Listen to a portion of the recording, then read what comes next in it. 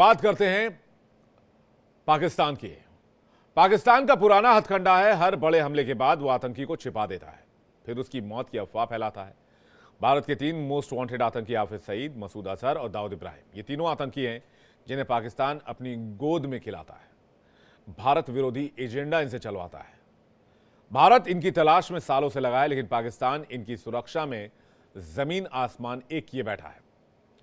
साल 1994 में जब मसूद अजहर भारत आया तो सुरक्षा एजेंसियों ने उसे पकड़ लिया। हरकतुल मुजाहिदीन जैसे आतंकी संगठनों ने उसे छुड़ाने की कोशिश की, लेकिन 1999 में कंधार विमान अपहरण के दौरान उसे छोड़ना पड़ा। देश के शातिर दुश्मनों को पाकिस्तान क्यों बचाने में जुटा है? आखिर भारत का मोस्ट वांटेड आतंकी मसूद अजहर कैसे हर बार मरने के बाद जिंदा हो जाता है?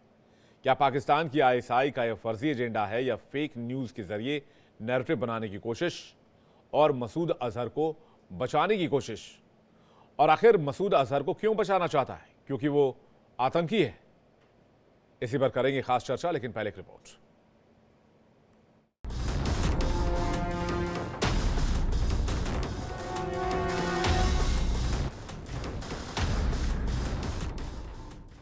मोस्ट वांटेड हाफिज सईद, मसूद अजहर और अंडरवर्ल्ड डॉन दाऊद इब्राहिम, ये वो 3 आतंकी हैं जिन्हें पाकिस्तान ने अपनी गोद में बैठाया हुआ है। इन तीनों की गिरफ्तारी के लिए भारत सालों से कोशिश करता आ रहा है, लेकिन अभी तक भारत को कामयाबी नहीं मिली। लेकिन ऐसा भी नहीं है कि ये भारत के हाथ नहीं लगे। बात की जाए साल 1994 की, तो साल 1994 में पहली बार मसूद अजहर भारत आया था। हालांकि तब तक आतंकी संगठन जैश ए मोहम्मद की स्थापना नहीं की गई थी। जानकारों की माने तो आतंकी मसूद अजहर पहले दिल्ली आया और उसके बाद दक्षिणी कश्मीर गया, लेकिन वहां सिक्योरिटी फोर्सेस ने मसूद अजहर को गिरफ्तार कर लिया। हालांकि जब मसूद अजहर की तलाशी ली गई और उससे गहन पूछताछ हुई तो मसूद अजहर के पास एक फर्जी पासपोर्ट मिला। उस पासपोर्ट से ये साबित हो गया कि मसूद अजहर फर्जी पासपोर्ट के जरिए पहले पाकिस्तान से बांग्लादेश और फिर बांग्लादेश से दिल्ली होते हुए दक्षिणी कश्मीर पहुंचा था। मसूद अजहर को पाकिस्तान एक बेशकीमती हीरे की तरह संभाल कर रखता है। पाकिस्तान की आईएसआई ने उसे बचाने के लिए अपनी हदें तक पार की हैं। भले ही विमान हाईजैक मामले की पूरी प्लानिंग मसूद अजहर के छोटे भाई रऊफ अजहर ने की थी, लेकिन इसको एग्जीक्यूट आईएसआई ने किया था। 1999 के ठीक 1 साल बाद साल 2000 में आतंकी मसूद अजहर ने आतंकी संगठन जैश ए मोहम्मद की नींव रखी और साल 2001 में दिल्ली में संसद पर हमला हुआ, जिसमें कई मासूम लोग मारे गए और कई जवान शहीद हुए। हालांकि पाकिस्तान ये जानता था कि इस हमले के बाद भारत बड़ी कार्रवाई करेगा, बावजूद इसके उन्होंने मसूद अजहर को प्रोटेक्ट किया। साल 2003 में पाकिस्तान में एक समिट होना था। इस समिट में भारत के तत्कालीन प्रधानमंत्री और पाकिस्तान के तत्कालीन राष्ट्रपति को शामिल होना था। इस समिट में दोनों की मुलाकात होनी थी, कई मुद्दों पे बातचीत होनी थी, कई मुद्दों पर सहमति बननी थी, लेकिन मसूद अजहर को ये कतई मंजूर नहीं था। यही कारण था कि मसूद अजहर के आतंकी संगठन जैश ए मोहम्मद ने तत्कालीन पाकिस्तान के राष्ट्रपति परवेज मुशर्रफ के काफिले पर हमला कर दिया। हालांकि इस हमले में परवेज मुशर्रफ बाल बाल बच गए, लेकिन जब जांच की गई तो इसमें साफ हो गया कि परवेज मुशर्रफ पर हमले में जैश ए मोहम्मद का हाथ था।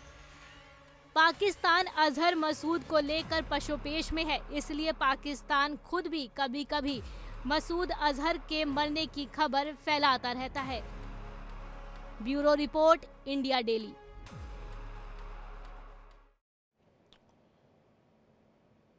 तो आखिर ये मसूद अजहर मिस्ट्री क्यों बना हुआ है? बातचीत करने के लिए इस वक्त हमारे साथ lieutenant general Sanjay Kulkarni, defence expert, Yogendra Chandra Modi, पूर्व डायरेक्टर जनरल एनआईए, और मोहसिन रजा खान, पत्रकार, पाकिस्तान, इस वक्त हमारे साथ जुड़ रहे हैं।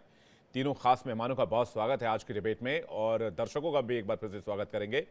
शुरुआत में योगेंद्र चंद्र मोदी जी से करना चाहूंगा। योगेंद्र जी, ये मसूद अजहर की मिस्ट्री क्या है? देखिए, मसूद अजहर जो है वो एक हार्ड कोर टेररिस्ट है और Pakistan as a state policy terrorism को पाकिस्तान ने अपनाया हुआ है। मैं तो ये कहता हूं कि जैश ए मोहम्मद के जो फैमिली एंटरप्राइज है जिसका लीडर जैश ए मोहम्मद का लीडर मौलाना मसूद अजहर है और बाकी इसमें इसके भाई और उनके परिवार के अन्य सदस्य शामिल हैं। आप मौलाना मसूद अजहर की हिस्ट्री देखिए, वो पहले विभिन्न देशों में गया, वहां उसने जिहाद को फैलाया। इनफैक्ट ये माना जाता है, बीबीसी की एक रिपोर्ट में मैंने पढ़ा था कि इंग्लैंड में जो जिहाद है उसकी शुरुआत मौलाना मसूद अजहर ने की और ये आईएसआई के इशारे पर काम करता रहा है।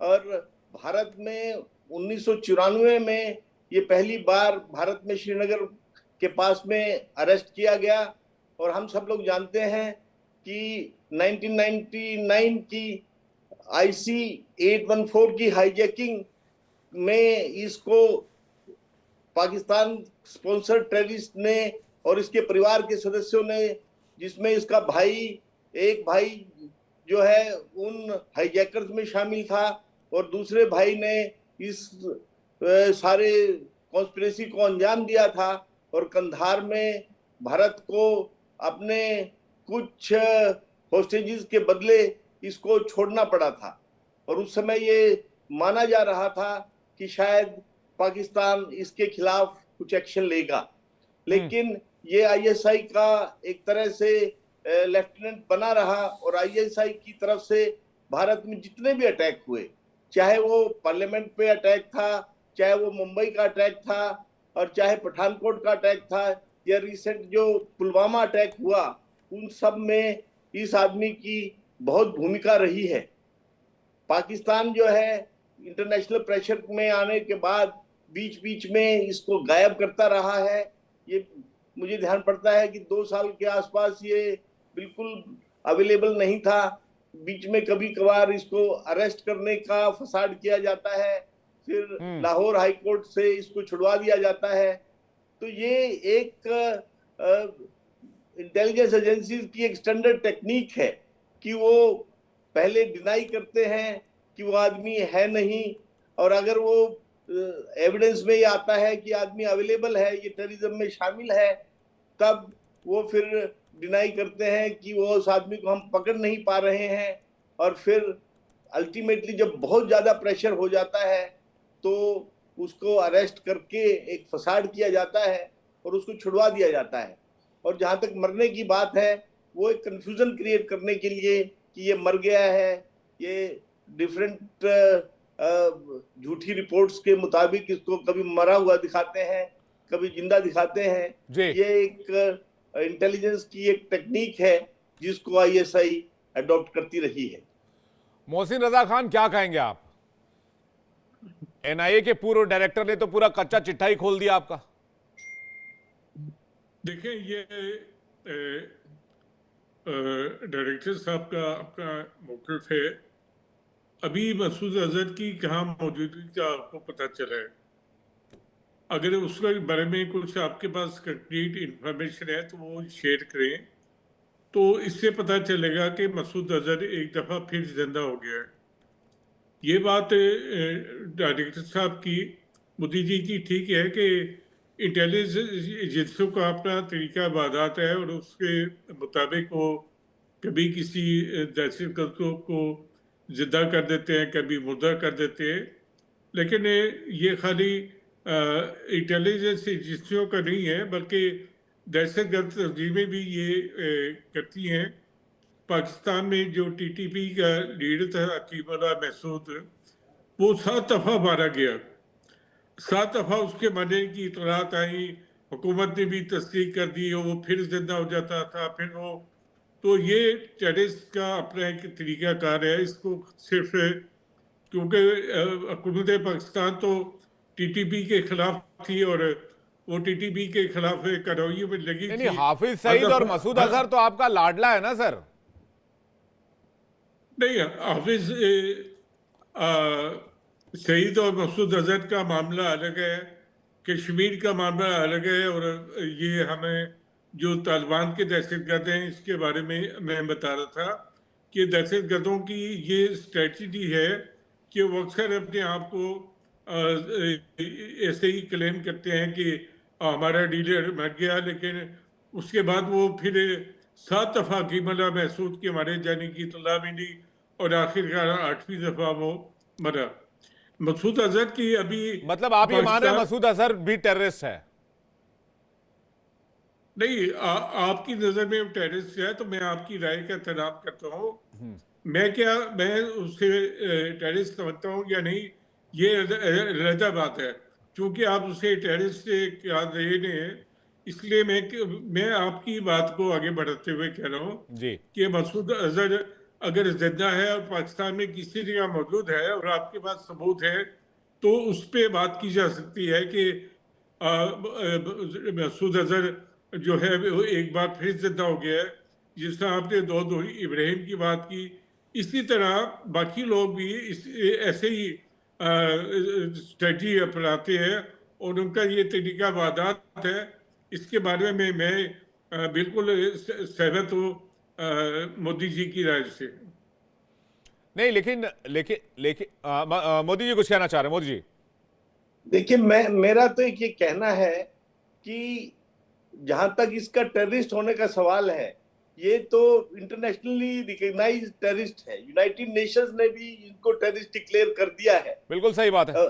और जहां तक मेरा तो रिक्वेस्ट है हमारे मित्र मोहसिन रजा खान साहब से कि ये अच्छे से जानते हैं कि भारत हर बार कितना एविडेंस देता रहा है इस आदमी के बारे में, इस आदमी की एक्टिविटीज के बारे में। और मैं तो ये सजेस्ट करूंगा, देखिए सारी दुनिया में, मेरा दुनिया के विभिन्न देशों में जाने का काम पड़ा है और हमारे पाकिस्तानी भाई भी जानते हैं कि उनको किस तरह से ट्रीट किया जाता है। पाकिस्तान को टेररिस्ट नेशन माना गया है और मेरी तो सजेशन है कि पाकिस्तान के जो जर्नलिस्ट हैं, मोहसिन रजा खान साहब से भी ये गुजारिश है कि वो स्वयं जो है उसकी एक्टिविटीज के बारे में, उसकी लोकेशन के बारे में बताएं, क्योंकि ये पाकिस्तान के लिए तो आसान होगा, पाकिस्तान में रहने वाले जर्नलिस्ट के लिए तो आसान होगा कि वो उसके बारे में इजीली बता सकते हैं, जबकि इंडिया के लिए उसको ढूंढने के लिए, बताने के लिए एफर्ट करना पड़ता है। और जब तक हम लोग उसकी लोकेशन बताते हैं तब तक आईएसआई उसकी लोकेशन बदल देता है। तो इसलिए ये पाकिस्तान के नेशनल इंटरेस्ट में है, पाकिस्तान के जर्नलिस्ट के इंटरेस्ट में है, देश उनके अपने देश के इंटरेस्ट में है कि वो इस तरह के आतंकवादी लेकिन को। मोदी साहब एक बात का जवाब दीजिए कि जिस आदमी के ऊपर पाकिस्तान की सेना का हाथ हो उसका मोहसिन रजा खान क्या ही कर लेंगे? नहीं, मैं देखिए, जर्नलिस्ट तो जर्नलिस्ट है, जर्नलिस्टों पर कोई इस तरह की बात नहीं है कि वो पाकिस्तान की आर्मी के दबाव में आए। फ्री जर्नलिस्ट का फ्रीडम तो यही है। और मैं यूं समझता हूं कि अच्छे नागरिक का सबूत यही होगा कि मसूद अजहर जैसे आतंकवादी को पकड़वाने में वो मदद करे। मोहसिन रजा खान जी, मैं यही बात अर्ज की है कि आप बताएं कि वो पाकिस्तान के किस इलाके में देखा गया है या उसके बारे में कोई इतला आपके पास है? तो अभी मैं आपको बता रहा हूं, अभी खबर आई थी जनवरी में ही कि उसको हार्ट अटैक हुआ है और हार्ट अटैक होने के बाद उसे कराची के संयुक्त सैन्य अस्पताल में भर्ती कराया गया है और कहा गया कि इस्लामाबाद से हृदय रोग विशेषज्ञ भी कराची पहुंचे हैं। ये वैसी एक अफवाह थी और इसके बारे में कोई तस्दीक नहीं हो सकी। मसूद अजहर की हार्ट अटैक होने की और कराची के अस्पताल में दाखिल करने की, पंजाब में भी कई अस्पताल जो है बड़े हार्ट के बड़े अच्छे अस्पताल हैं, लेकिन मुझे लगता है कि ये किसी ने आपको गुमराह किया है। नहीं, एक विजुअल भी है, मैं आपको दिखाता हूं अभी, जरा वो विजुअल चलाएगा, उसके बाद कुलकर्णी सर के पास जा रहा हूं। अभी खबर मेरे पास ये भी है कि 3 दिन पहले जो है मसूद अजहर टेररिस्ट ग्रुप एक मार्च रावलकोट जो कि पीओजेके में है वहां पर किया गया है। टी शर्ट एक बांटी गई उसमें, और टी शर्ट के पीछे लिखा हुआ है, वो दूसरा वाला विजुअल लेकर आइएगा, उसमें टी शर्ट में लिखा हुआ है अजहरी कारवां। ये देखिए, ये तस्वीर जो मैं आपको दिखा रहा हूं मोहसिन साहब, और नीचे लिखा है गजवाए हिंद। रावलकोट में 3 दिन पहले मसूद अजहर का एक ग्रुप नजर आया था, जिसमें मसूद अजहर के जाने की बात भी है। अब मैंने आपको रावलकोट का लोकेशन भी दे दिया, 3 दिन पहले की ये रैली की तस्वीर भी दिखा दी। अब जरा इस पे थोड़ा आप गुफ्तगू कर लें प्लीज।